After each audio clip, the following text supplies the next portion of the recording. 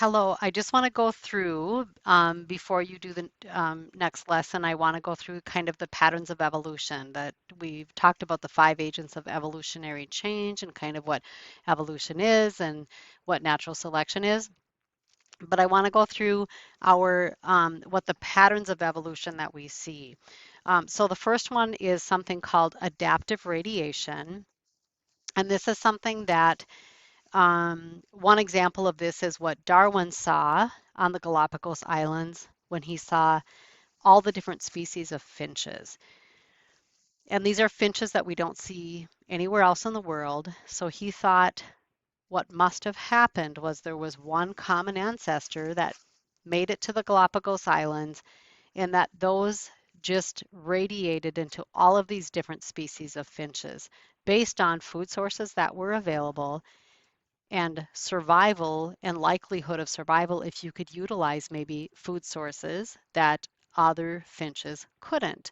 So if you had a little bit stronger beak so that you could eat seeds, crack seeds that had very thick hulls or seed coatings on them that maybe other finches weren't able to eat.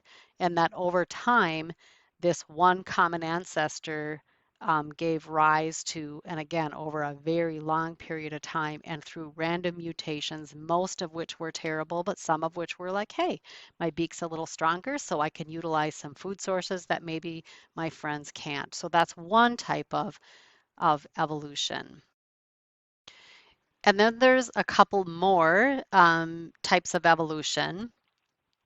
One is convergent. So remember convergent when you studied convergent plate boundaries, for example, in 8th grade earth science, you probably talked about plate, convergent being plate boundaries that were coming together, sometimes one subducted under another, sometimes, these were mountain building events and so forth.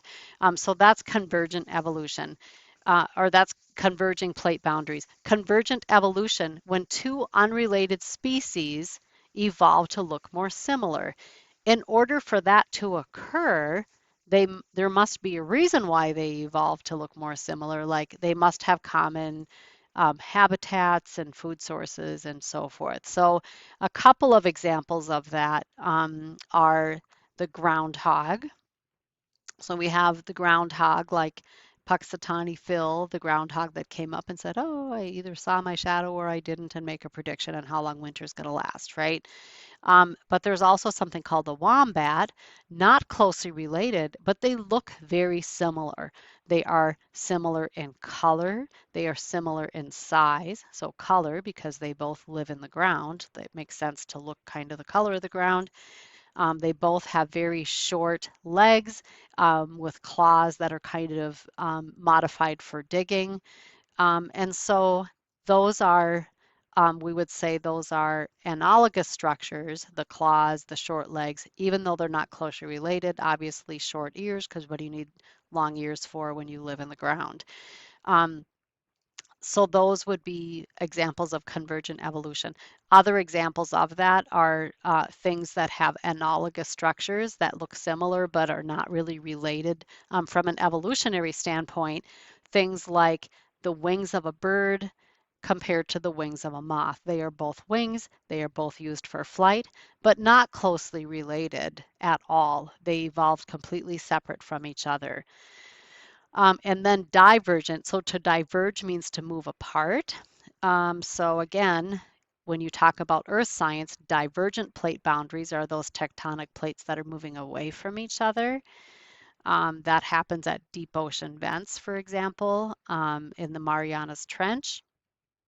That would be a divergent plate boundary. It's moving away from each other. Um, so these are divergent evolution is when two species evolve from one common ancestor, but they begin to look less and less similar. So examples of that, I see that I'm kind of in the way here. I'm going to move this really quickly. Examples of that we see are all the different mammals. So all mammals have a common ancestor if you go back far enough. Mammals are milk producing animals, right? That's what makes something a mammal. But look at how different they look. This is a beaver compared to an elephant, compared to a white-tailed deer, compared to a lion. they live in different habitats and they eat different things. And so they've evolved to look less and less similar from an evolutionary standpoint as time goes on. But if we go back far enough, they do have a common ancestor. And at one point, right? So they have this common ancestor and they looked identical. But now, of just different selective pressures, an elephant would probably not do well where white-tailed deer live. So they have to evolve because their habitats are different. They have to evolve to look different from each other. So examples of divergent evolution, we look at homologous structures. So we know they're related because they have the same bone structure. So like in their front legs, for example, they all have the same, they have a radius and an ulna, those two bones, just like humans do, because we are mammals as well. And they have just one bone in that upper arm, and that's consistent with all mammals. And then we have all of these, carpals, these small bones, and then phalanges. They have the same thing. They just look different. And we can even look at these homologous structures. So homo means same, meaning they have the same structure. So this is big evidence for evolution. So we can look at the bone structure in the wings of a bat, which are mammals. Bats are mammals. They're little flying rodent mammals. And they are similar to the bone structure in the arm of a human. That's how, part of the reason that we know that there probably was a common ancestor if we go back far enough. And then another type of evolution is coevolution, when two species are very closely associated with each other. They may evolve simultaneously together. So one example of this might be if I have, let's say there's a very specific hummingbird. I'm going to erase this. There's a very specific hummingbird in a part of the world, and this actually is true, that its entire diet is really this one very specific flower that grows very plentifully in this particular area. The flower, incidentally, depends on the hummingbird eating its nectar, depends on that for pollination. It's a really important part of the flower's pollination. So it depends on that hummingbird. Sorry, I'm drawing with the mouse, so it's terrible. Not that it's usually better. But so it depends on that hummingbird drinking the nectar, and when that happens, some pollen gets on the hummingbird and then he goes to the next flower, and so all of this cross pollination. Over time, this flower evolves, and we actually do see this. This flower evolves for whatever reason to have a much deeper, more fluted kind of flower shape. So it becomes much, much deeper. This hummingbird co-evolves kind of along with it. Only the hummingbirds that have the longest beaks were able to harvest the nectar found in the deep parts of the flower.